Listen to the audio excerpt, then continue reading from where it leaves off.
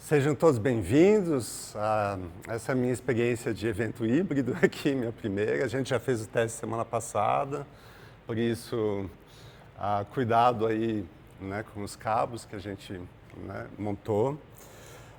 Bom, esse aqui é um seminário de extensão acadêmica 1, Projetos em Educação e Cidadania da Proeste. É uma alegria estar aqui com vocês, tá? Todas as pessoas que também estão participando online. Inclusive tem gente da Federal do Acre, de Brasília aí participando, né? A maior parte dos participantes estão online, né? Então, breves palavras de abertura aqui para esse seminário, né? Se trata do programa, o ProES se trata do Programa de Extensão e Educação Superior, da CAPES. Ele é voltado à pós-graduação, mas ele tem capilaridade na graduação também, segundo os editais, tá? E essa é uma iniciativa que vem desde final de 2023. A gente teve a oportunidade de custear 5 professores de pós-graduações com projetos integrados. Depois tivemos um encontro das 71 instituições de ensino superior do Sudeste, que foi em Minas Gerais, mesmo que esse é um projeto a nível nacional. Na fase custeio tem mais de 190 universidades participantes. E a segunda fase foi a fase bolsas, né, que nós temos 2 bolsistas desde agosto, que é o nosso querido Aloysio aqui, de Paula, que está fazendo pós-doutoramento, e o Mário Muniz, a iniciação e extensão. Então, quais são os objetivos gerais do programa? Primeiro, contribuir para o fortalecimento das atividades de extensão, ou seja, integrar ensino, pesquisa e extensão, que é um desafio porque boa parte dos professores não tem isso na formação deles, né? Não fez extensão integrada, né? E essa extensão ela se realiza em diálogo com os setores da sociedade, né? Então, entre esses setores, nós temos o Estado, ou seja, as políticas públicas, e hoje nós temos esse foco no ensino, né? Ensino e cidadania, que é esse eixo, né? E, além disso, nós temos outros setores da sociedade que precisamos considerar, né? O ITA, por exemplo, a gente trabalha com aeronáutica, né? Ou seja, a Força Aérea Brasileira, muitos projetos estão envolvidos. A indústria, em que o ITA é muito forte também. E, além disso, nós temos sociedade e comunidades, né? Então, sociedades e comunidades também é um setor fundamental para estar trabalhando junto, especialmente as instituições de ensino superior públicas. Bom, nós temos aí no edital da CAPES essa visão de que a extensão ela deve procurar redesenhar o papel das universidades em relação à sociedade, no sentido de ser mais atuante, mais dialógica, né, em termos de escuta e retribuição. Então, por isso, nós temos esses critérios aqui de fomentar o desenvolvimento sustentável, cidadania, justiça social e ambiental, democracia, participação social e qualidade de vida. Além disso, nós temos aqui no nosso projeto do ITA, que a gente aprovou, né, junto às bolsas, a ideia de estar trabalhando junto com a pós-graduação, né? O professor Ruênio aqui é o nosso elo, né? Então a gente quer pensar junto com os coordenadores de pós-graduação como fazer esse fomento à extensão de uma forma que realmente traga impulsos, né, positivos para a pesquisa e para a formação, né? Então, esse trabalho junto ao Conselho da Pós-Graduação, a gente está planejando diversos eventos participativos, esse aqui é um deles, né? Vamos lançar mais oficinas e processos de escuta ativa. A questão, o desafio da avaliação de impacto e a divulgação. Nesse eixo que a gente está falando hoje, que o nosso projeto tem 3 eixos, né? Um deles é sustentabilidade e urbanismo, esse aqui é o eixo 2, que é a educação pública e cidadania, e o eixo 3 é desenvolvimento regional e inovação, né? Então a gente vai estar lançando mais seminários aqui para quem estiver interessado nos outros eixos também no próximo ano. Nesse eixo aqui particular que a gente vai estar discutindo aqui hoje, temos os convidados, nós temos as metas dos objetivos do desenvolvimento sustentável. Eu acho que, né, vocês já ouviram falar, né? Os Objetivos de Desenvolvimento Sustentável é um programa das Nações Unidas, onde os estados se comprometeram e depois adaptaram cada um para a realidade nacional, né, para estar alcançando objetivos sociais e tecnológicos, né. Então, com relação à educação, nós temos aí a meta 1.4, acesso a novas tecnologias e a serviços para grupos vulnerabilizados, a meta 4.4, formar competências técnicas e profissionais pelo trabalho decente, né, e empreendedorismo, e a ODS 4.5, que seria eliminar as disparidades de gênero na educação e formação profissional. Então, são alguns objetivos ODS que a gente integrou no nosso projeto. E, além disso, queria destacar também aqui o que a extensão traz para a formação dos nossos alunos de engenharia, do mestrado, doutorado, né, e da graduação. Então, conexão com problemas reais e transformativos, né, aqueles problemas urgentes da nossa sociedade, né? A ideia de que a gente desconstrói na engenharia um usuário universal, né, porque normalmente o engenheiro, quando ele desenha um laboratório, o usuário, né, ele está fazendo design de engenharia para um usuário que né, é independente do seu contexto particular e, na verdade, não é assim, né? A gente sabe que a sociedade é muito diversificada, então considerar os contextos culturais, sociais onde essas pessoas se inserem, né? Saber fazer, né? Então a extensão ela traz isso de envolver o aluno em projetos mão na massa, né? Que tem interação com esses setores, então fazer, sentir, pensar com, né? Não pensar para, ou seja, você faz tudo ali como um ótimo engenheiro que entende dos manuais, só que não interage com os setores da sociedade. Então, se envolver com os problemas, né? E também dar um retorno, né? Pensando junto a solução dos problemas. O senso crítico, criatividade diante de problemas multidimensionais, então os problemas tecnológicos das engenharias envolvem sempre pessoas, né, em seus contextos. E a questão de que o co-design de engenharia, dessa forma, ele se torna mais efetivo e com compromisso para transformações que façam sentido para a nossa sociedade.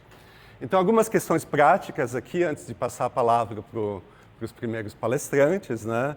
A gente pretende uma participação, então nós vamos ter 3 blocos aqui de palestrantes, depois a gente está abrindo, né, para vocês que estão online, debater com a gente também, né? Eu acho que vocês podem fazer as perguntas por escrito, a gente pode até fazer um teste também de perguntas por fala, né? O Aloysio vai estar coletando as perguntas, né? E daí eu dou uma orientação aqui para vocês. Bom, e esse evento está sendo gravado, né? Então a gente já colocou na inscrição que a gente pediu o direito de imagem e voz. Os fins são para educação e publicação apenas, não são comerciais, né? E a gente vai estar colocando o evento depois no YouTube. É um evento com certificação, né? Então se tiver algum presente aqui presencialmente, nós temos uma listinha ali, quiser dar uma rúbrica ali no papelzinho junto ao café. A gente conseguiu um apoio da Pró-Reitoria de Administração por um cafezinho ali, água, mas eu acho que como é um evento híbrido, eu acho melhor cada um que estiver aqui presencialmente se servir, ficar à vontade, depois retornar à mesa, né? Para a gente não ter que ficar fazendo uma pausa, né? Então, e finalmente, os agradecimentos, né? Em primeiro lugar, aos próprios palestrantes aqui que estão aqui presentes, né? Que é a doutora Leila dos Santos, a Cristiane Martins, depois nós teremos o Carlos Henrique Ribeiro e o Leonardo Feixas, que está na UNB, que está aqui com a gente online, que vai falar para a gente online. E, finalmente, o professor Fábio Croco. Eu vou deixar que vocês se apresentem pessoalmente, né, porque eu acho mais simples, né, do que eu ficar aqui lendo o currículo Lattes, o resumo do currículo Lattes de cada um, tá certo? Eu acho que, em primeiro lugar, isso, e depois só mais fechando os agradecimentos, né? A Pró-Reitoria de Pós-Graduação, Pró-Reitor André Cavalieri, a UENE, e a Vanessa pelo apoio, né, logístico, a Pró-Reitoria de Administração pelo apoio do COF, a equipe do PROEST, que auxiliou a pensar todo o nosso projeto, estando aqui presente a professora Natália Jodas, o professor Fábio Croco, e além disso o apoio técnico, que o Charles, o Mário Amorim, que acabou de lançar o boletim de extensão, que está no Divulga ITA também, e um agradecimento muito especial ao Aloysio de Paula, que sem ele seria muito difícil fazer esse evento híbrido, então foi um apoio importantíssimo. Então é isso, eu agradeço e vou passar a palavra. As primeiras palestrantes são a Leila e a Cristiane. Vou pedir só um segundo para estar passando a apresentação delas. Boa tarde a todos. Eu sou a professora Cristiane Martins. Eu estou representando, né, o nosso grupo, que é o grupo STEM 2D.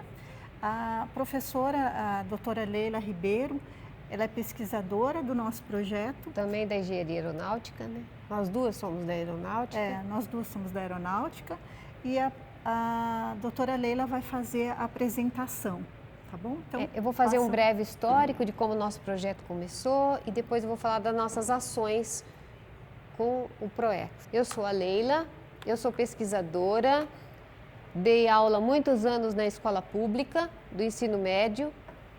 Então, eu sei das dificuldades que os jovens têm de entender um pouco, que eu fui professora de Química e Física, de entender conceitos. Então, eu tinha que fazer uma inovação na sala de aula para poder fazer com que os alunos entendessem o conteúdo de forma mais efetiva, mão na massa. E aí, eu vindo para o ITA, né, eu sou pesquisadora na área de lasers, aplicação de laser em processos de combustão, mas o projeto, eu vou falar um pouquinho sobre o projeto STEM 2D.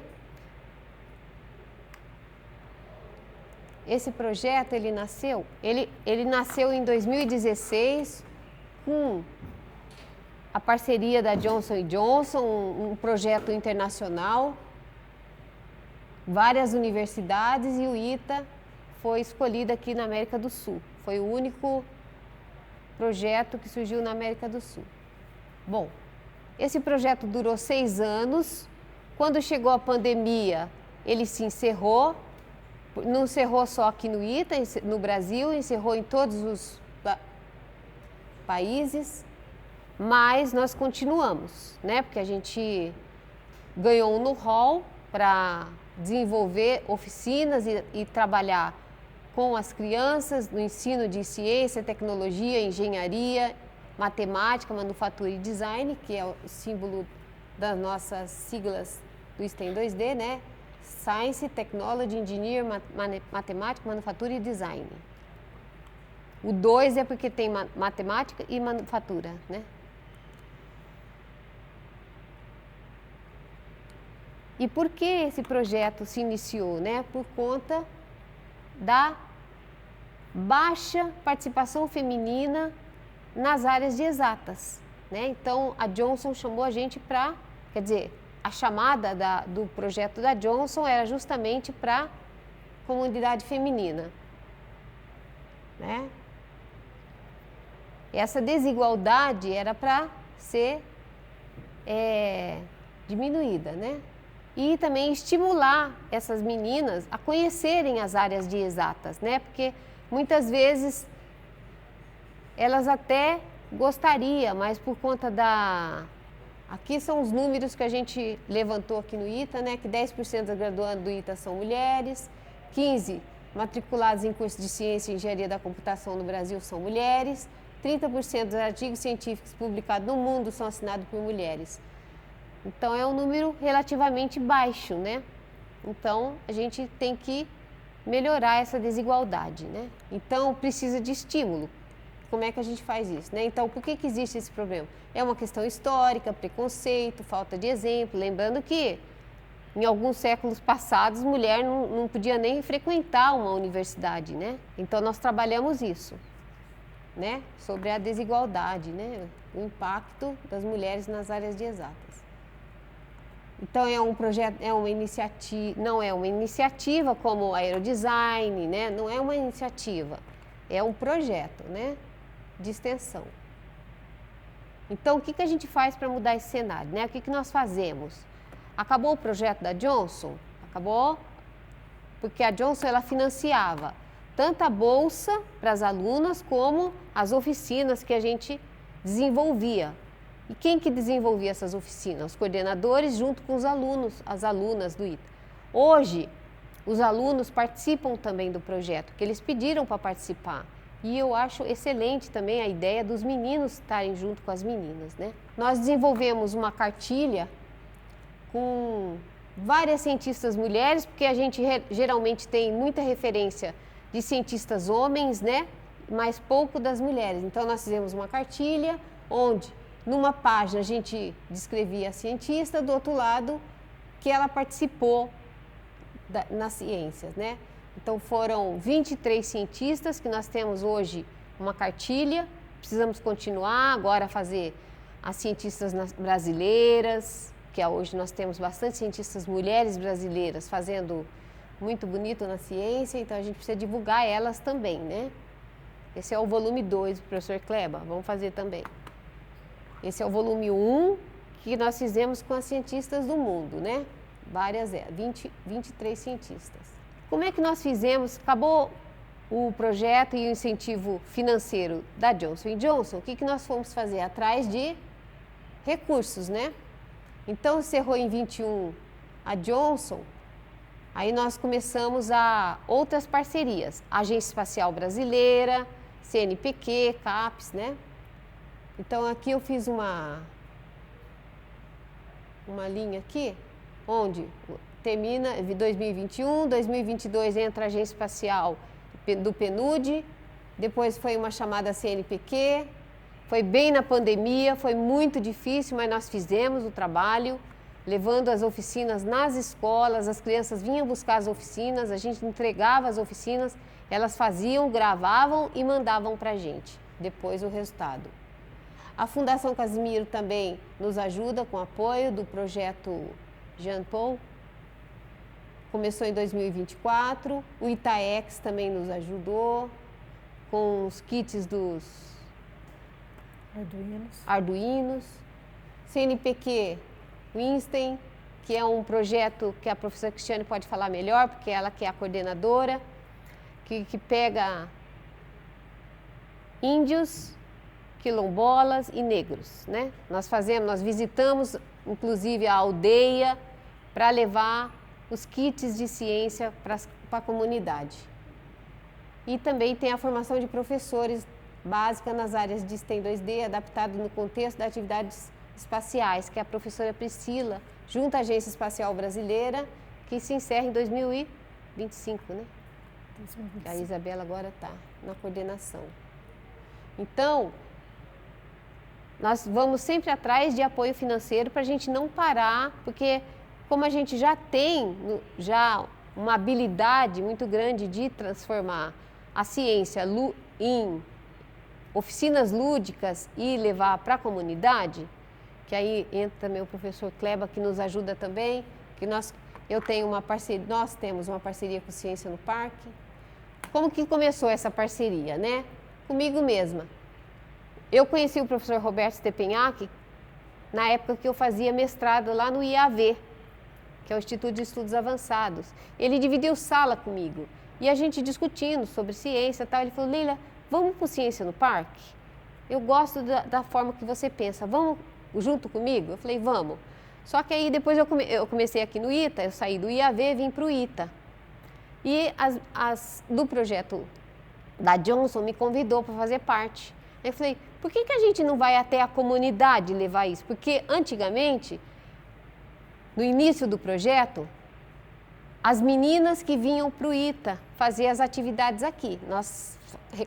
Nós fazíamos inscrição e os pais traziam as crianças aqui no ITA para realizar as oficinas. Eu falei: vamos fazer diferente, vamos levar a oficina no parque, junto com o professor Stepenhac. Então, nós fizemos essa parceria, a gente tem já um lugar cativo lá, de realização aos domingos, a gente faz parte da programação do parque já.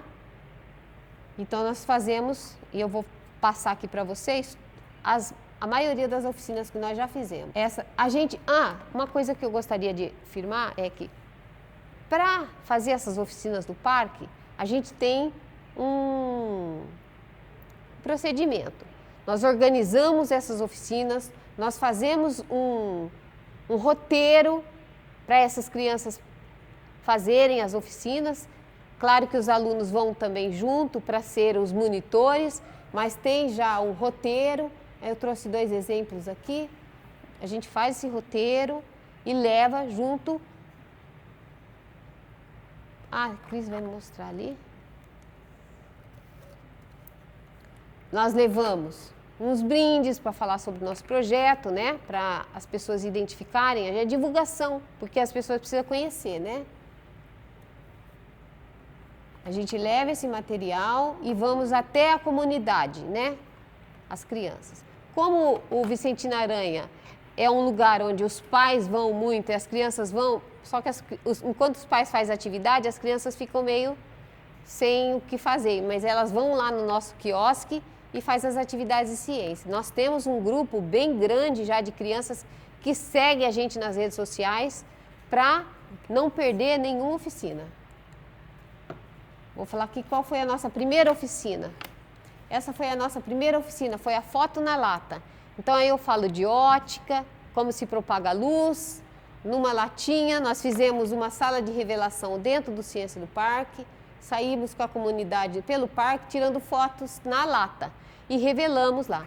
É impressionante, as crianças ficam encantadas, não quer tirar uma foto só, quer tirar várias fotos, sabe? É bem gratificante. Eles não acreditam que o que eles viram no buraquinho da lata virou uma foto. E aí a gente explica como é que a luz se propaga e como que aconteceu aquela mágica da física ali dentro da latinha, né? Tanto foi um sucesso que nós tivemos que repetir.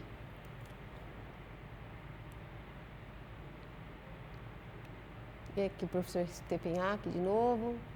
Aqui foi uma oficina de estrutura. Então nós levamos palito, isopor, vários materiais e fazia analogia com os materiais de uma construção civil. Aí as crianças construíam prédio, ponte, que ficava mais resistente, né? E aí eles ficavam lá, todos concentrados, tentando fazer um prédio com isopor, palitos. Só que todo esse material, ele tinha uma analogia com o que é utilizado na construção civil. Também é uma oficina que faz bastante sucesso.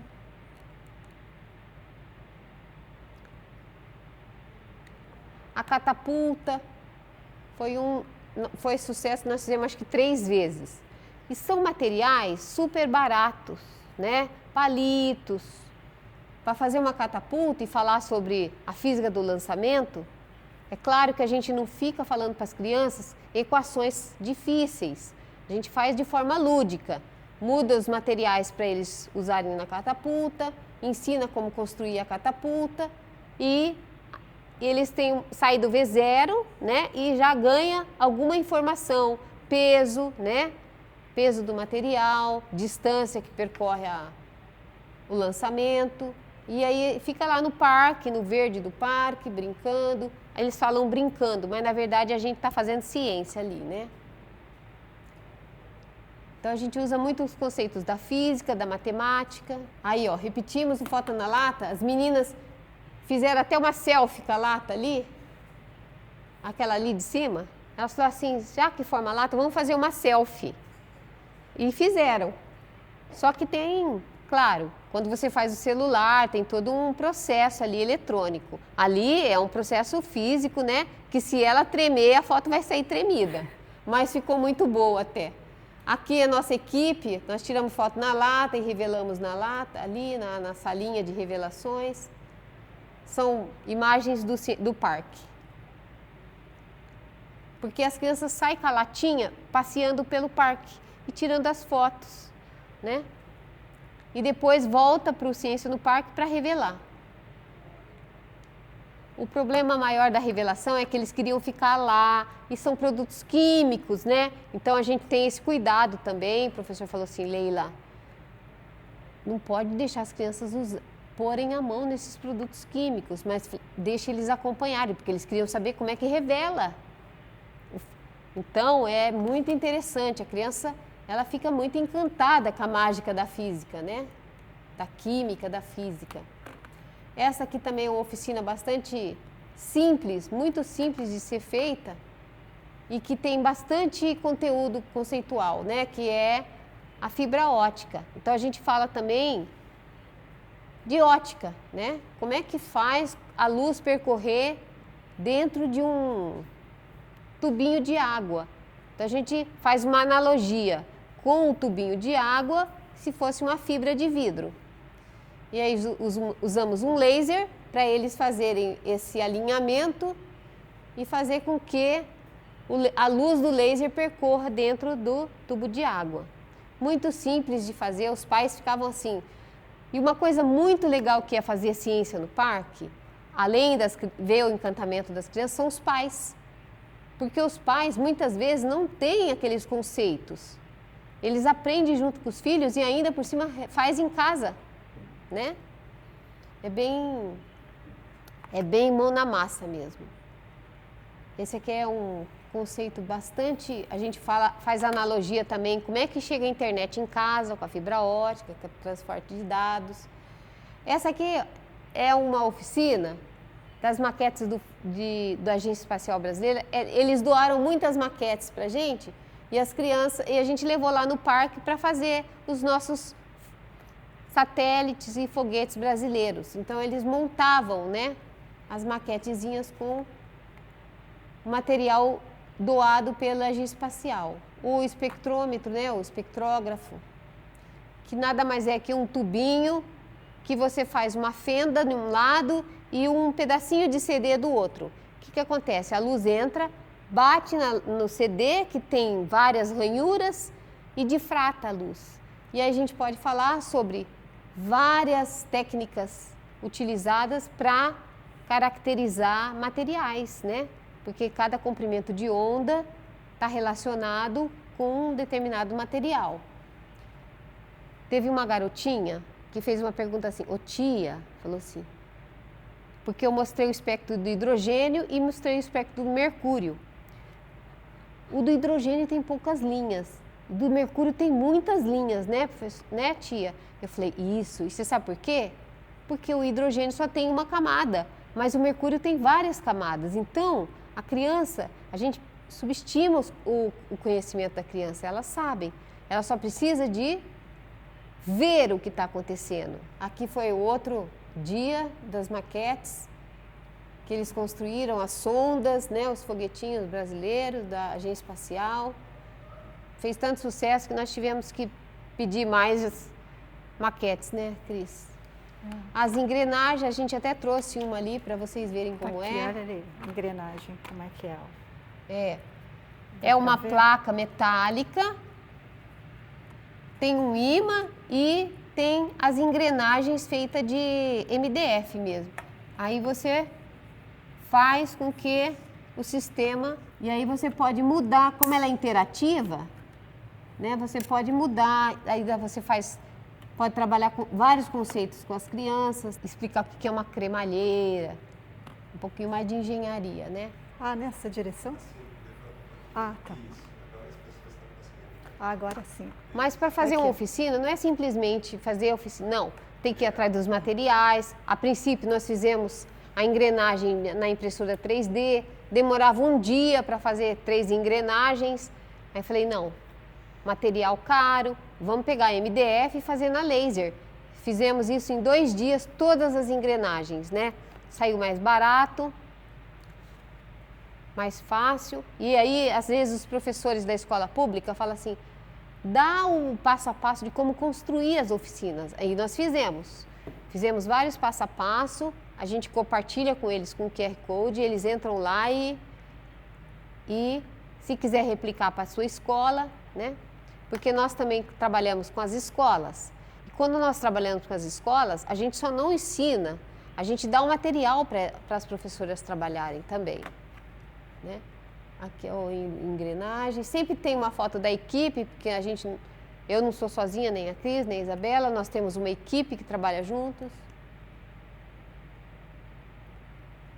Aqui, aviões de papel. Essa foi muito bom, porque a gente fala sobre aerodinâmica. Lá no Ciência no Parque tem um túnel de vento pequeno. Aí o professor Adson, o professor Tiago foram lá, falaram sobre aerodinâmica para as crianças, explicaram sobre os conceitos da física, por que o avião sobe, né? E os pais participam muito dessa parte aqui também, que eles querem também competir, né? Porque a gente brincou, não, a gente fez um campeonato de lançamentos, aí os pais queriam competir. Aí eu falei, então, os pais vão usar uma cor diferente para os filhos não terem desvantagens, né? Aí nós fizemos a competição dos aviõezinhos, Mariana ali rindo. Fala assim, é aviãozinho de papel, mas tem muito conceito em cima do aviãozinho de papel, né? Essa foi a última que eu participei, porque o que aconteceu? Até 2022, até 2023 eu participei de quase todas as oficinas, mas eu fiquei doente, né? Eu tive um AVC em março de 2024. Aí eu fiquei afastada, mas isso não significou que a parceria não continuou, porque as professoras e a coordenadora continuaram a fazer essas oficinas. E essa foi o meu retorno, do sistema solar. Nós levamos uns bolinhas de isopor, levamos o passo a passo, explicando qual é a composição de cada planeta e um monte de tintas para eles colorirem de acordo com a composição. Claro que apareceu só o cor-de-rosa, né? Apareceu várias, mas tudo bem, como eles falaram, é lúdico, deixa. Eu já sou mais rígida. Eu falo, não, tem que ensinar a composição, então é a cor da composição, não pode variar para outra cor. Mas tudo bem, foi um sucesso, eles adoraram. Nós compramos uns jalequinhos para eles não sujarem a roupa, um aventalzinho, mas as crianças não queriam ir embora. Era 1 hora e eles não queriam ir embora. Aqui é do célula fotovoltaica, né? Com os carrinhos solar. Esse dia quase não fez sol, né? Mas aí a Isabela deu um jeito de botar uma lâmpada lá e fazer os carrinhos, porque eles gostam de fazer competição com carrinho solar. Aí vai tudo assim bonitinho, arrumadinho nas caixinhas, eles montam, né? Sempre tem os voluntários lá e... A gente leva na caixinha, assim. Para ajudar, olha aqui, uma equipe grande. E aí a gente fala sobre sustentabilidade, fotovoltaica, né? As células, energia solar. Aqui é do foguetinho, essa já nem foi essas últimas, né? Do foguete de material reciclado. A criança fazia com copinho de papel. Olha, carinha, eu acho tão bonitinho essas crianças, gente. Aí fala assim, qual a idade? Qualquer idade. A gente tem os filhinhos do Flávio lá, bebê 2 anos, 3 anos, não tem problema, sai do V0, vai uma pontinha fica, né? Um conhecimento lá mínimo fica. Tem criança de todas as idades. Claro que tem oficinas mais difíceis, que aí você precisa de um conhecimento maior da matemática, né? Da física, mas a gente está lá para explicar. Foguetes de origamis, que é a dobradura de papel, lançar os origamis, os foguetes, né? Apenas com dobra. Conversão de energia, que foi o forno solar, que você monta lá uma caixinha com papel alumínio, energia solar faz com que derreta o material, né? É uma outra forma de conversão de energia. Bom, nós temos também as nossas redes sociais, que, como eu falei, tem criança, os pais acompanham a gente para saber quando é a nossa próxima oficina para levar as crianças, né? A gente tem também um canal no YouTube que nós gravamos na época da pandemia, todas essas oficinas, como fazer, as nossas alunas fizeram esse canal e todas as oficinas estão lá também. E o e-mail nosso, mulheresem-2d@gmail.com. Eu já estou bolando uma logo, Ita no Parque Vicentina Aranha, porque é ciência no parque, né? Mas nós somos o Ita no Parque. Então, eu já estou bolando uma logo ali, ó. ITA no Parque Vicentino Aranha. Então, nós trouxemos algumas oficinas para vocês. Bom, quem está online não vai conseguir pôr a mão, mas se quiserem conhecer a gente, venham até o ITA e a gente participa com vocês todas as nossas oficinas. Muito obrigada. Obrigada.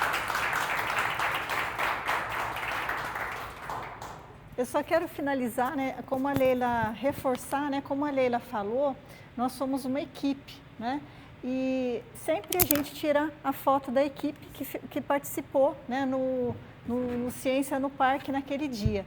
E aqui está a professora Neuza, né, a professora Neuza, que é da eletrônica, e a mãe dela, que é a dona Neuza, senhora Neuza, né, as duas têm o mesmo nome. E as duas, né, a dona Neuza é nossa voluntária, né?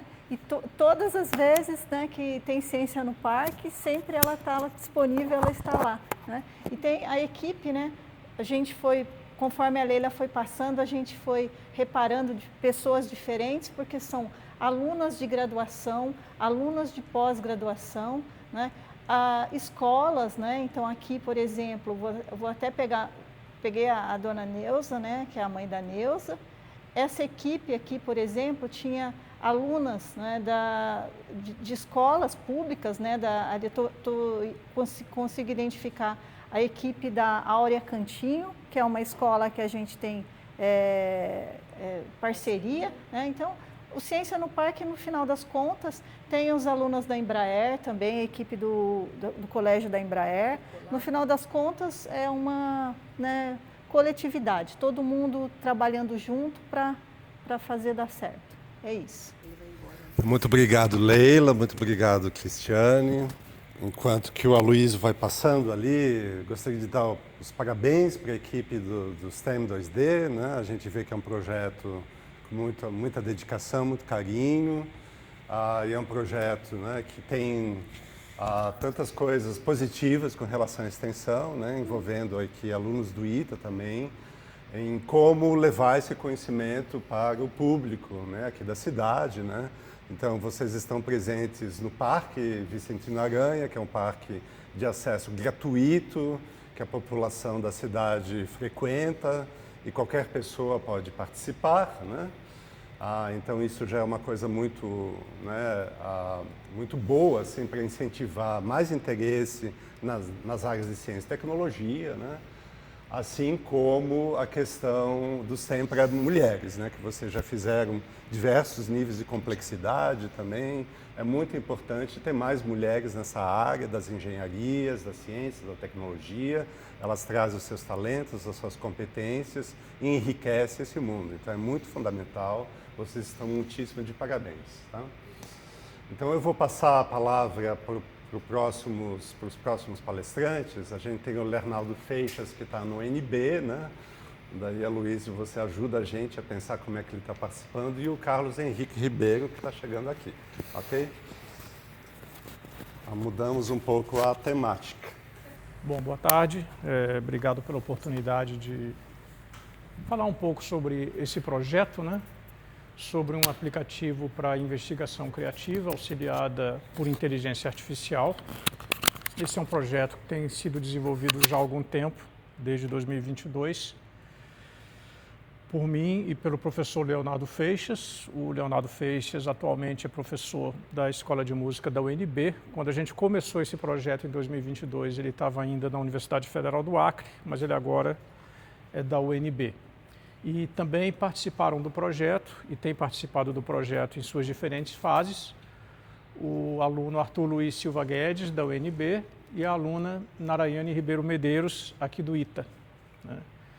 É um projeto, portanto, envolvendo duas instituições, o ITA e a UNB, e a gente tem um apoio financeiro, tanto da CAPES, para recursos ligados ao CAPES ProEct, né, de realização de pesquisa de campo, equipamentos, etc., e do CNPq através de bolsas de iniciação científica, que foram utilizadas tanto para custear o projeto do Arthur Guedes quanto o projeto da Narayane.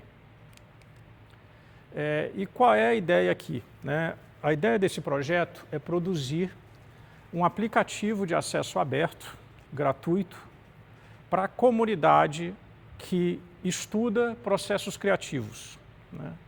O foco inicial é em processos criativos na área de música. O professor Leonardo Feixas depois vai dar um pouquinho mais de detalhes sobre esse processo, sobre essa metodologia para análise de processo criativo, que é a metodologia que a gente chama de CARDIC. E o que a gente bolou? Uma forma de colocar essa metodologia num aplicativo que pode ser executado ou no desktop ou num telefone celular, numa primeira fase, uma fase extensiva de testes de campo e aplicação da ferramenta no contexto de ensino, principalmente na UNB, nas disciplinas que o Leonardo leciona. Inclusive, ele fez um teste importante, primeira análise do conceito em sala de aula usando o aplicativo na semana passada.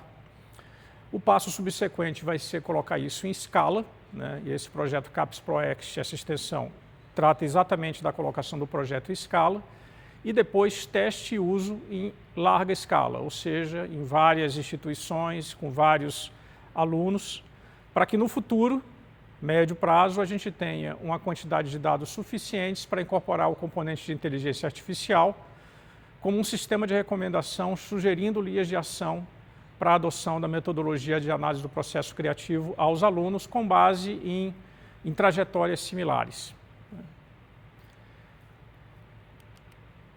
Como eu falei, o projeto foi iniciado em 2022, com uma iniciação científica que foi realizada pela Narayani. A gente já orientou esse projeto.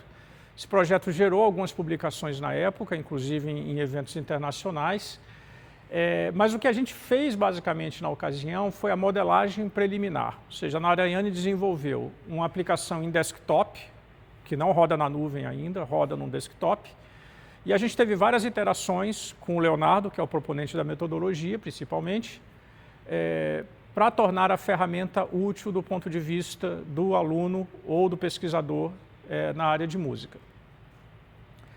E também fizemos uma avaliação, na ocasião, sobre a utilidade percebida do instrumento através de um survey com alunos da área de música.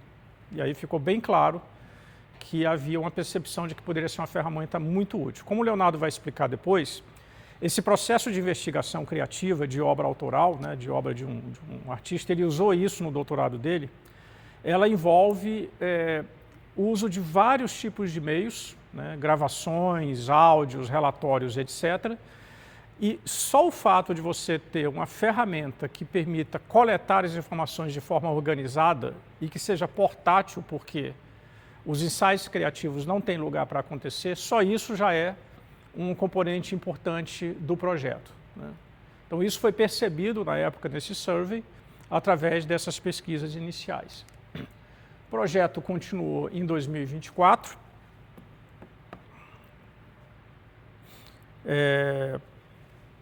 Através dessa iniciativa com o ProExt e um projeto de iniciação científica que nós começamos a desenvolver também, né? Então, fizemos a proposta para o edital CAPES ProExt e submetemos um projeto de iniciação científica PIBIC, que está sendo desenvolvido pelo Arthur Guedes, também sob minha orientação e do Leonardo, e agora a ideia é fazer deployment, ou seja, a plataforma standalone que foi desenvolvida na primeira fase, agora como uma ferramenta na nuvem, né? Com aplicação na nuvem e avaliação em sala de aula / ambiente de pesquisa e coleta de dados. Então, essa fase que a gente está iniciando agora. Então, aqui tem duas ilustrações, uma foi uma apresentação a respeito do projeto que a gente fez, acho que 1 ou 2 meses atrás, num evento, e essa outra ilustração aqui é o Arthur exatamente na sala de aula, os alunos estão para cá, né? Eles estão olhando as fases de utilização da ferramenta e o Arthur está tirando as dúvidas sobre como usar, como navegar, etc. Bom, então, quais são as vantagens desse processo? Então, isso aqui é uma imagem, né, da primeira versão, né? Essa versão já foi melhorada e aperfeiçoada e tem várias telas para desenvolvimento da metodologia no aplicativo. Então, as vantagens, primeiro, o uso da ferramenta, o próprio uso dela já informa como fazer a pesquisa segundo a metodologia. Então, a gente, claro, vai adicionar à ferramenta um conjunto de tutoriais, mas a própria ferramenta, o próprio uso da ferramenta já guia o usuário na utilização dessa metodologia CARDIC. A pesquisa é planejada com um calendário de ciclos, o Léo daqui a pouco vai explicar rapidamente como é que isso funciona. E, do ponto de vista de desenvolvimento de um trabalho acadêmico, por exemplo, uma pesquisa, uma tese, uma dissertação, você tem um aplicativo que é capaz também de prover elementos sobre o nível de desenvolvimento da tese à medida que o aluno vai desenvolvendo o trabalho. Isso é uma dificuldade que quem trabalha com processo criativo tem, porque justamente o projeto é desenvolvido de forma metodologicamente inadequada, muitas vezes, e a metodologia CARDIC permite que o estudante consiga protocolizar, vamos dizer assim, a análise de um processo criativo.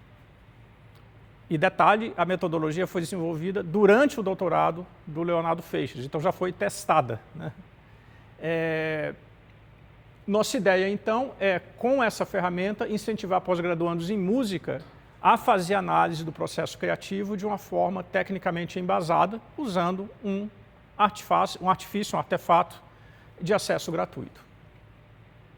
Então, a expectativa aí que seja bastante usada, o Léo talvez comente, o grau de interesse que essa ferramenta tem alcançado, principalmente na comunidade acadêmica na área de música, embora seja passível de ser utilizado em outras comunidades que trabalham com processos criativos. Toda a parte de correção de texto, vamos dizer assim, add-ons, né? Aspectos que hoje você tem no uso de qualquer aplicativo vão ser passíveis de serem modularizados e colocados na plataforma. Correção automática de texto, acesso a ferramentas de busca para identificar outros tutoriais, temas de pesquisa, e as sugestões de correção vão ser oriundas dessa metodologia de inteligência artificial, que obviamente só vai ser possível ser aplicada uma vez que a gente tenha um conjunto suficiente de dados para produzir mecanismos de orientação, via sistemas de recomendação, árvores de decisão, ou mesmo utilizando modelos de linguagem pré-treinados, né, que são alimentados com essas trajetórias de percursos de análise, que podem ser usados como sugestões para o estudante ou pesquisador.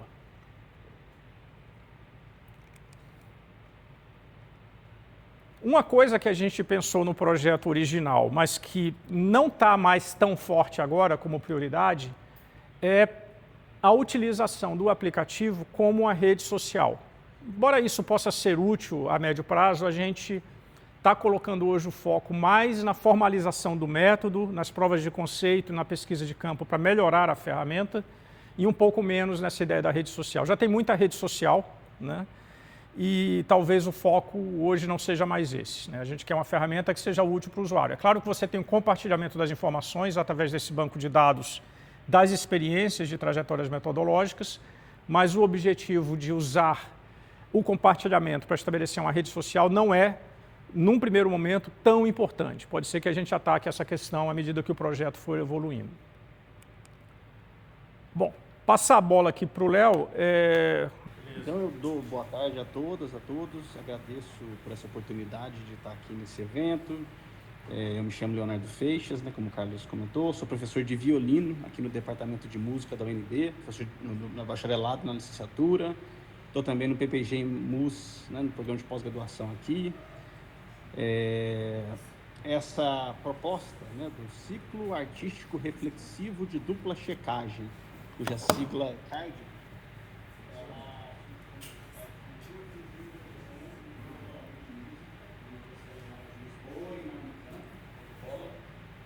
dentro desse campo de pesquisa, né, dessa epistemologia de pesquisa chamada de pesquisa artística, que é um campo não hegemônico, né, dentro do campo da música. Os campos mais estudados é o campo da musicologia, o campo da performance musical, educação musical. Agora, esse campo da pesquisa artística, né, onde o artista está em processo de fazer, onde a prática artística do artista é entendida como investigação, como pesquisa. Então, é uma epistemologia bem carente de metodologia de pesquisa mapeada, né? Então, nesse tipo de pesquisa, a importância aqui é o caráter processual. É o artista, é o investigador artístico, o pesquisador artista, né? A mesma pessoa ali, captando fragmentos do seu processo. E aí que mora o pulo do gato, a dificuldade de enveredar por esse tipo de pesquisa, você enveredar pela abstração da música e ainda trazer um rigor acadêmico, né? Tem uma característica multimodal, então as pessoas, esse campo de pesquisa, ela vai beber de fontes fora da música, a associação com outras áreas. No meu caso, eu achei um diálogo muito grande com as áreas já consolidadas de performance e musicologia, tá? Então, é nesse ambiente de um doutoramento em prática como pesquisa que me surgiu esse conceito, que eu batizei depois da minha defesa. Pode passar, Carlos. O principal referencial teórico que eu usei foi um professor da Royal College, em Londres, em que ele explica o que seria a Practice as Research, a prática artística como pesquisa. Ele fala o seguinte: a prática artística como pesquisa, ela envolve um projeto de pesquisa em que a prática é um método-chave de investigação e no qual não diz respeito às artes. Quando ele diz artes, é a prática. Pode ser escrita criativa, dança, partitura performance, teatro performance, exibição visual, filme, outra prática cultural, é apresentada como evidência substancial de um inquérito de pesquisa. Em contraste com aqueles céticos que desconsideram ou desprezam a par como insubstancial e carente de rigor, eu percebo que o projeto PAR exige mais trabalho e uma gama mais ampla de habilidades para se engajar em uma pesquisa multimodal do que em processos de pesquisas mais tradicionais. E, quando bem feitos, demonstra o rigor equivalente. Pode passar. Então, foi aí o meu ponto de partida, né, para enveredar com esse tipo de pesquisa, que pode passar o slide, Carlos, por favor, que me trouxe, que eu percorri esse meu processo criativo e registrei da seguinte maneira. Então, a minha tese, né, meu entendimento do meu processo criativo foi aplicado ao meu estudo de violino, de uma obra de um brasileiro chamado Flauzino Vale, um compositor brasileiro de 1894. Nascido em 1894 e faleceu em 1954. Então, eu observei o meu estudo nesse compositor dentro de um período, que foi esse terceiro item da minha tese, que é a explicação do processo. É aqui que esse pulo do gato foi preciso, né? Porque não tem metodologias prontas, né? Um primeiro item da minha tese é a localização do tipo de linha, né? Que é uma revisão da literatura, depois a estrutura conceitual, que é onde os teóricos que eu usei, e depois onde entra a explicação do processo. Pode passar. Toda a investigação artística, assim como qualquer investigação, tem que partir de perguntas de investigação, né? E eu parti de duas, sendo que a primeira é mais referente ao artista, ao caráter artístico do meu estudo, e depois uma segunda pergunta mais sobre a questão metodológica, né?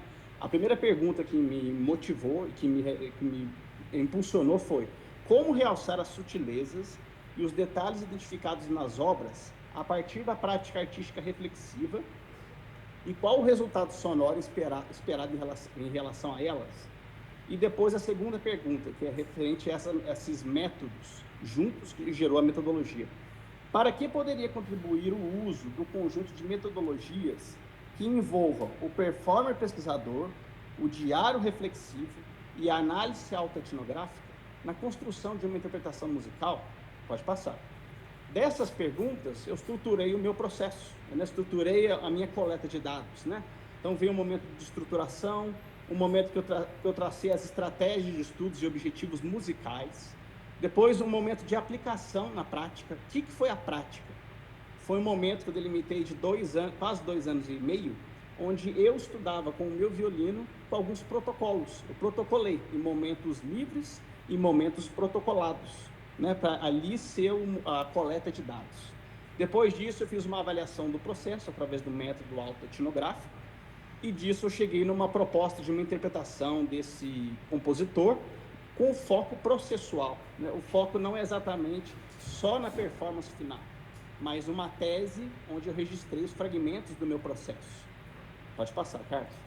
E isso foi hercúleo, a maneira como eu fiz, utilizando cadernos, né, meus diários reflexivos, fichas de registro de sessão, registro de vídeo, subir para a nuvem. Então, isso foi brutal para mim, né?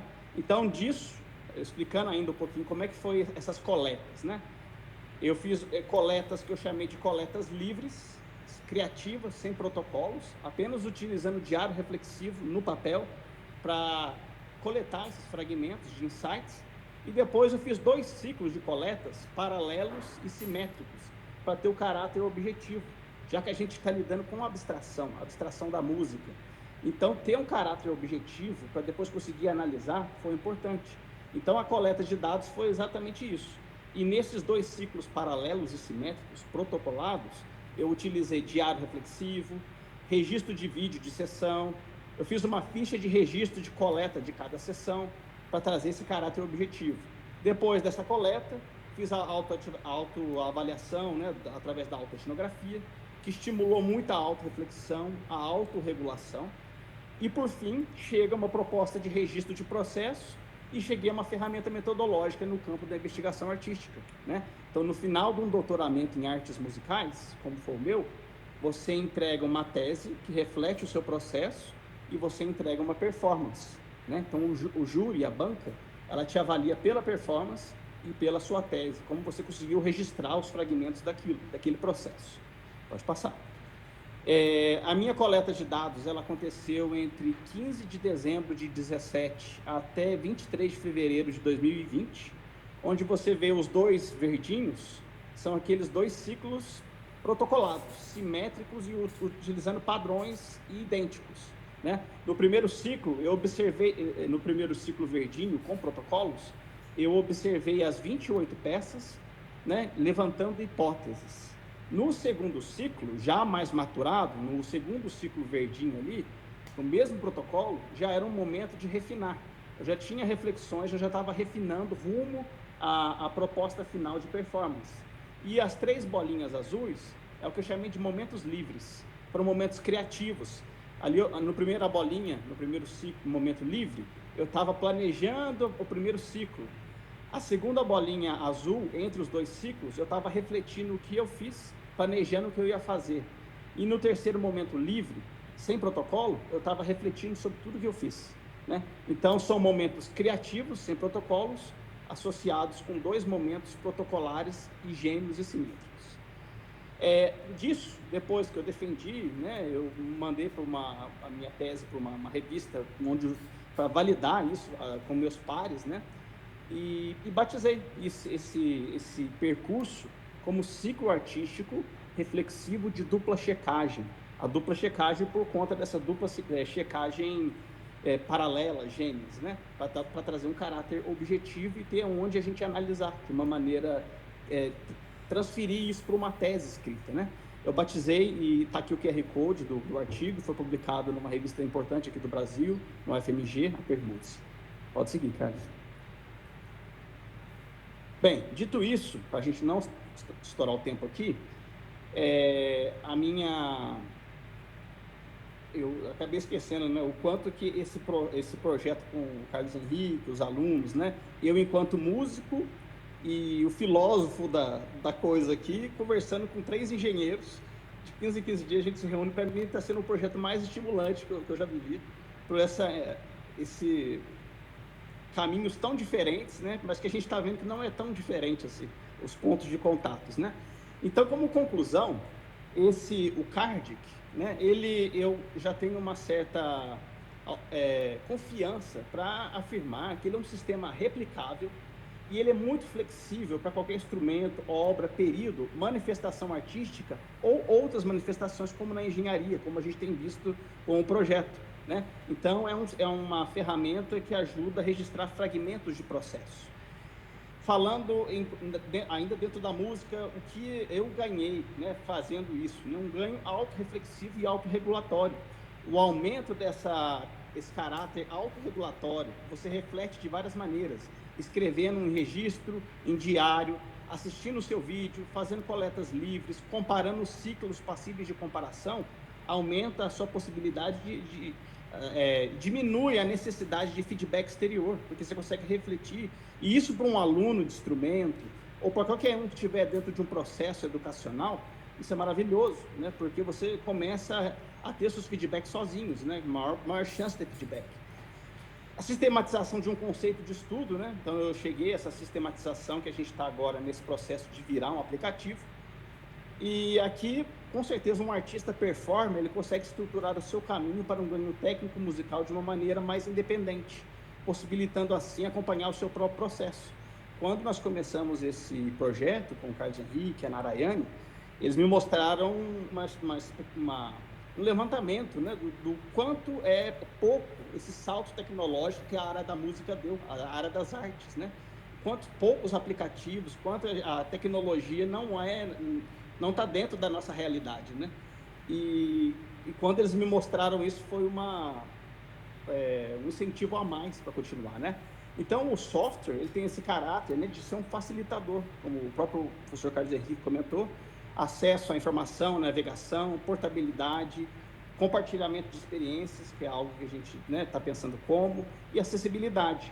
Então, isso pode ser uma maneira mais atrativa de outros investigadores que quiser fazer nesse caminho, ser uma maneira muito mais amigável, né?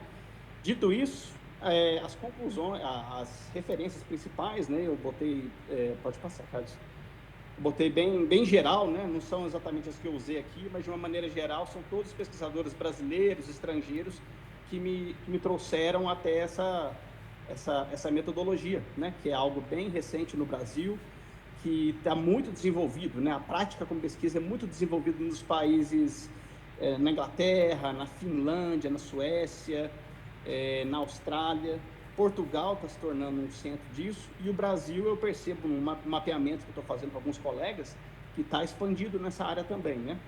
Então é isso, eu agradeço e passo a palavra para o professor Carlos. Obrigado. É isso, pessoal, obrigado aí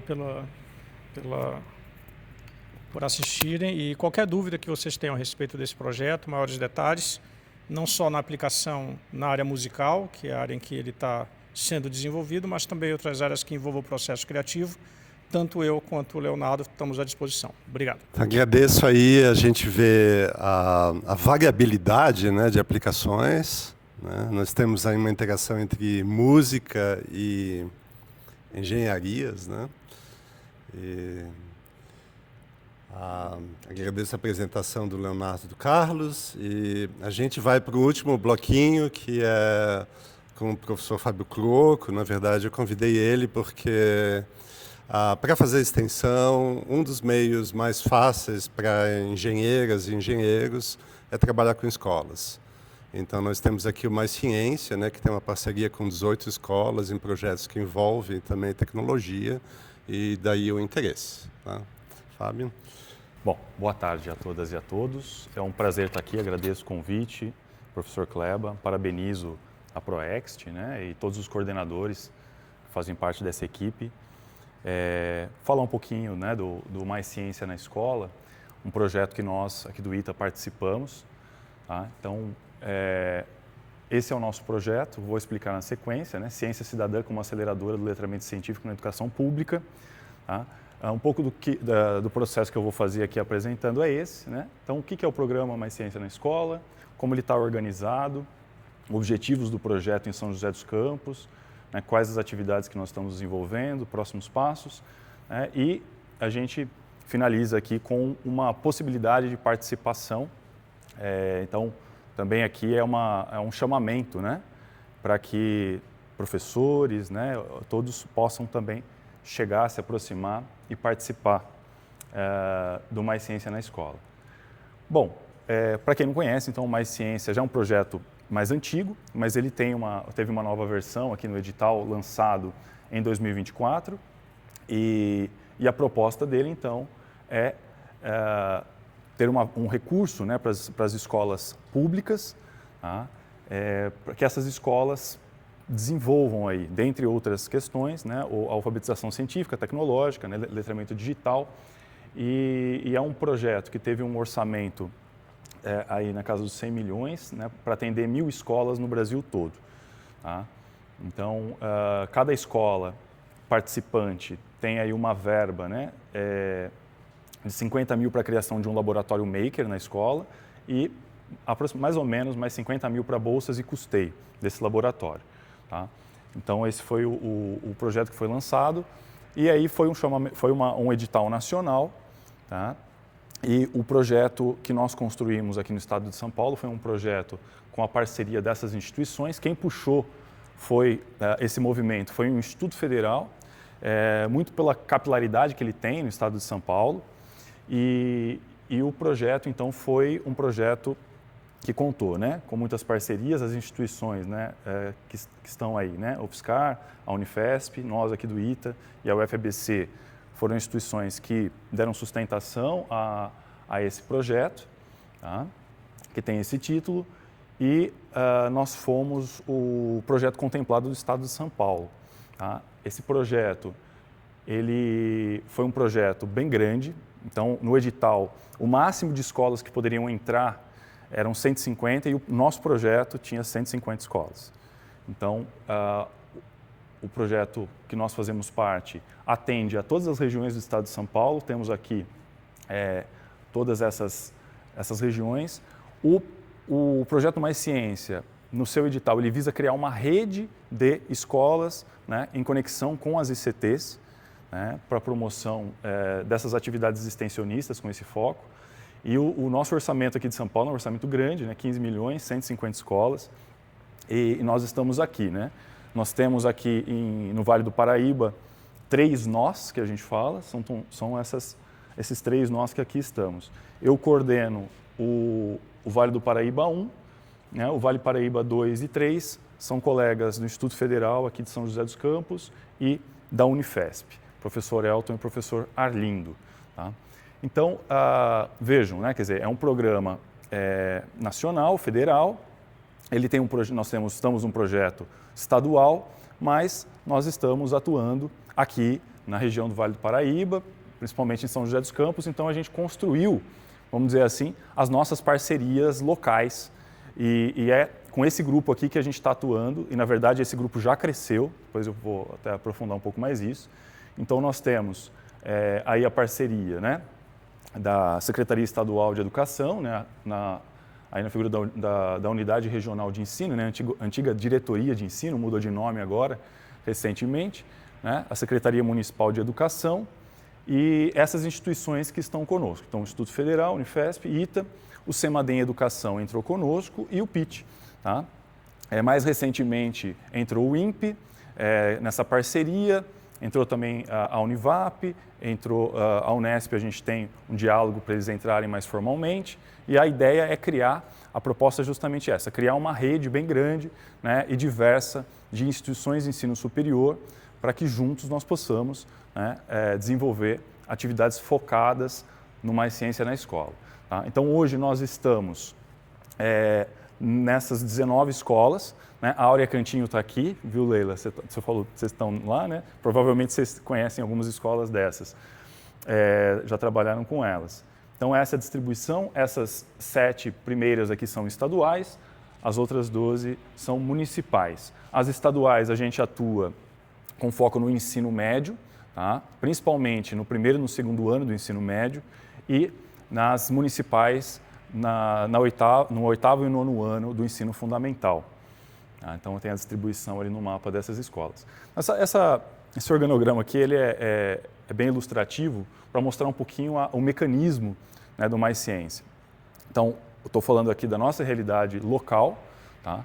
Então, temos aí essa estrutura, né, federal, Estado de São Paulo, e nós aqui, nesses 3 coordenadores de São José dos Campos, a gente tem um diálogo constante, né, com as ICTs, as universidades, parceiros e empresas. Tá? Temos algumas delas ali, aqui a gente já inseriu, né, o INPE, mas há outros. Né? E é muito interessante que nesse primeiro quadrado ali, a gente tem uma riqueza de diversos professores, né, e pesquisadores, outros profissionais que estão conosco nesse processo. Eu estou na coordenação ali do Vale Paraíba 1, mas aqui também o professor Kleba e a professora Nilda, né, do Lab CTS, Laboratório de Cidadania e Tecnologias Sociais, estão também nesse processo, estão conosco. Vários professores da Unifesp, do Instituto Federal, né, o professor Wilson Cabral, que está aqui, já participou desse movimento. Né, então, a ideia é agregar muitos professores e interessados em participar desse processo. A gente tem ali, posteriormente, esse diálogo constante, né, com a Secretaria de Estado de São Paulo, né, na figura aí da URE, e também com a Secretaria de Educação Municipal, que nos dá sustentação, nos dá suporte, e também um contato constante com as 19 diretorias das escolas, né, coordenação pedagógica, para desenvolver as ações. E esses professores, né, como vocês vão ver, os professores das escolas levam essas atividades, desenvolvem essas atividades com os bolsistas na escola. Então, a proposta aqui é que nós consigamos organizar toda uma estrutura de parcerias para levar, primeiro, a criação desses laboratórios nas escolas e promover formação para esses professores e para esses alunos. Tá? Então vejam aqui, o Laboratório Maker aí é uma figura central, né? De onde difunde, e aí não necessariamente o laboratório físico, a gente tem trabalhado isso, né? O laboratório pode ser uma perspectiva muito mais ampliada, mas nós da coordenação e todos os professores e pesquisadores já estão no movimento de ofertar, né? Formação, oficinas, eventos, Olimpíadas, e tantas outras iniciativas extensionistas. Se vocês entrarem, nós já temos um site, né? Se vocês podem acessar, o maisciência.sjc.br. Ali a gente tem eventos que já aconteceram, formações que já aconteceram, materiais, tudo isso é aberto, pode ser acessado, né? Assim como a Leila bem colocou, né? Esses materiais tornam-se, né, abertos, acessíveis. Então a gente começou essa jornada há pouco tempo, mas a gente já tem ali algumas ações interessantes.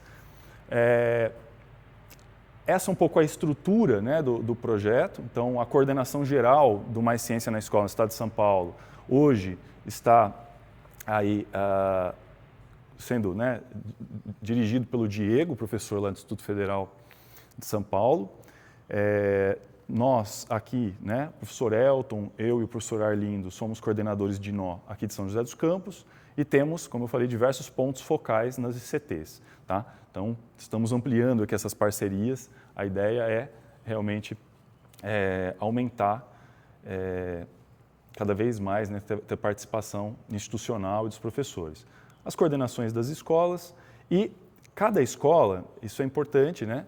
Cada escola tem um professor bolsista e tem 10 estudantes bolsistas. Então, nós temos esse número, 19 professores que são bolsistas, que são esse nosso elo, né, com as escolas, e em cada escola 10 estudantes bolsistas. Nós já temos, né, isso é muito feliz, algumas escolas que dobraram ou mais que dobraram o número de bolsistas voluntários.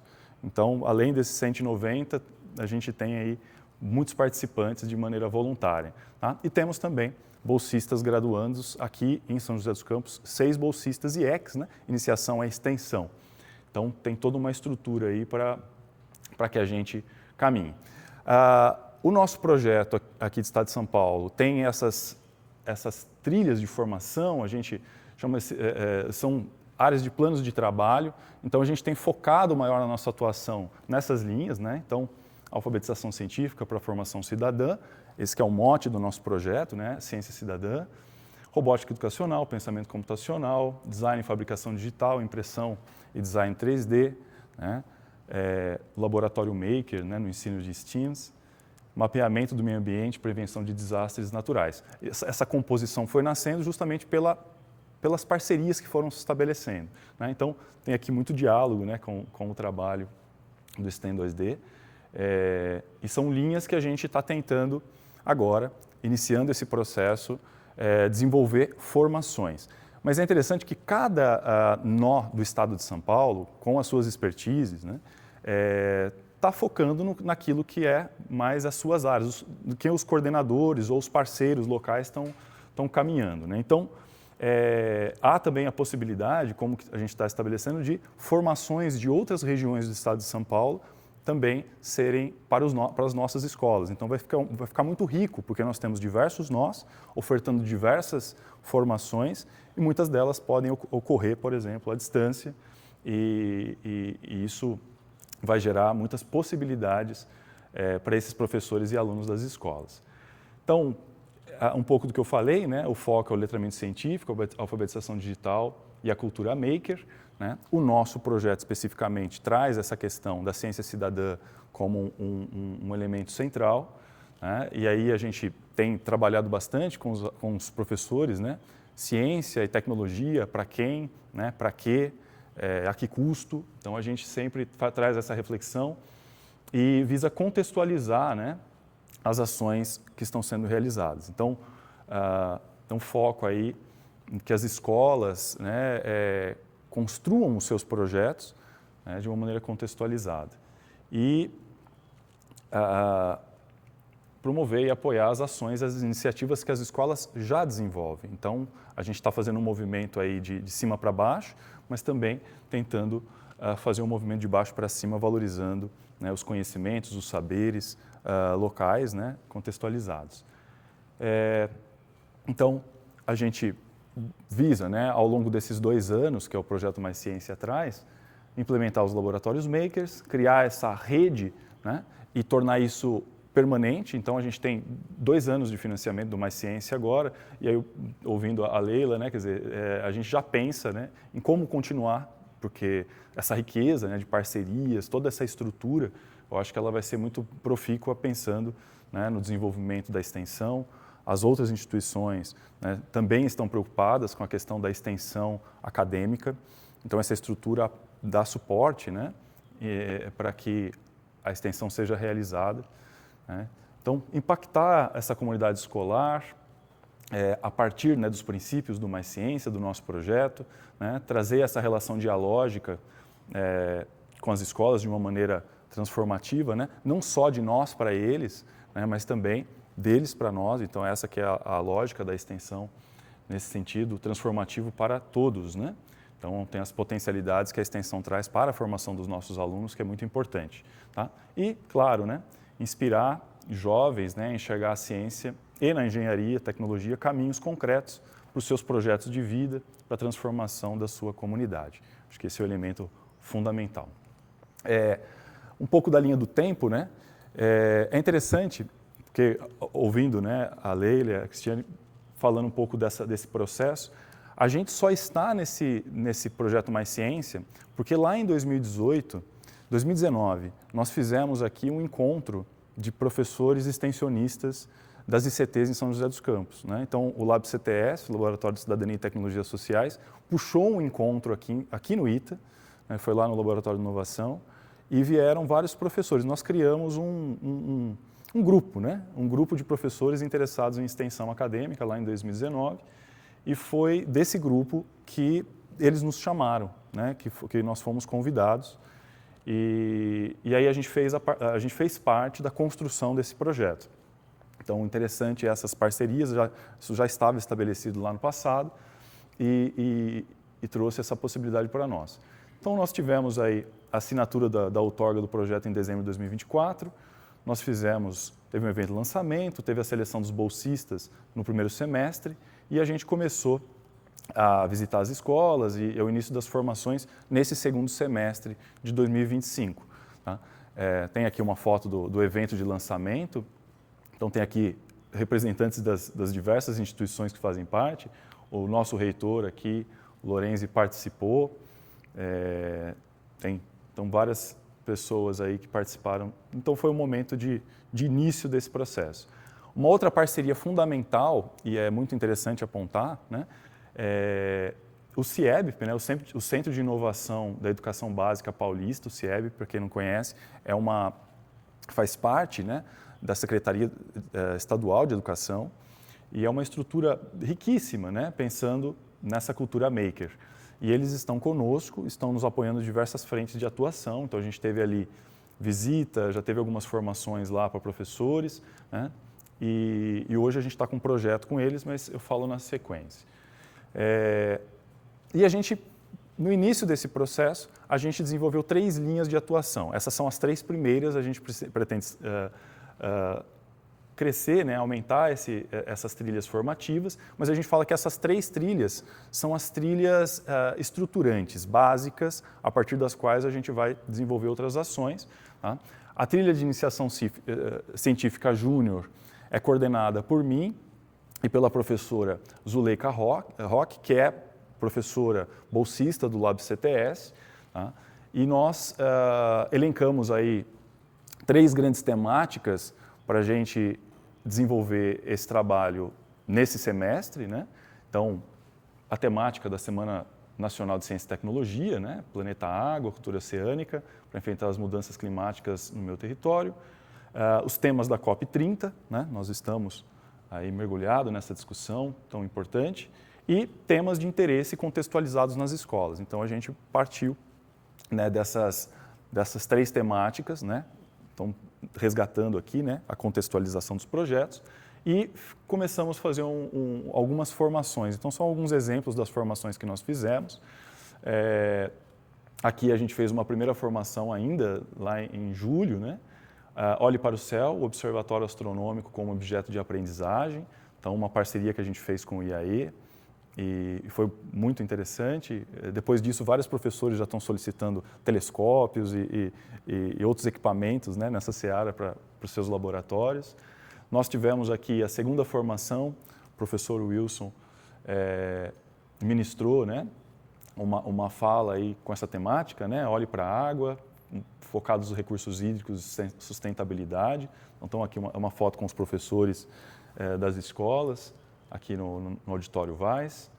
Nós tivemos uma outra formação, e aqui vão se estabelecendo as parcerias, e eu acho que essa é a riqueza. Há um projeto muito rico aqui em São José dos Campos, né, da Unifesp, com a professora Luciane Capello, que é o Caravana da Ciência. O Caravana da Ciência tem foco específico em iniciação científica júnior, tá? Ela já desenvolve esse projeto há bastante tempo, e todo ano, né, há 10 anos, eles fazem um encontro do Caravana da Ciência lá na Unifesp, e nós participamos desse encontro, mas houve uma formação. Ela, então, estabeleceu essa parceria conosco e deu uma formação falando sobre boas práticas de iniciação científica júnior, e depois os nossos professores, os nossos alunos do Mais Ciência foram apresentar os projetos que eles estão desenvolvendo lá no Caravana. E uma última formação dessa trilha, tá? Foi uma visita, também foi 2 em 1, né? Foi uma visita ao CEMADEM, e com o pessoal do CEMADEM Educação nos recebendo, né, para falar sobre prevenção de riscos e desastres, e depois a gente fez também uma formação na sequência, lá no PIT, a Solange, toda a equipe nos recebeu, também foi um momento bem interessante.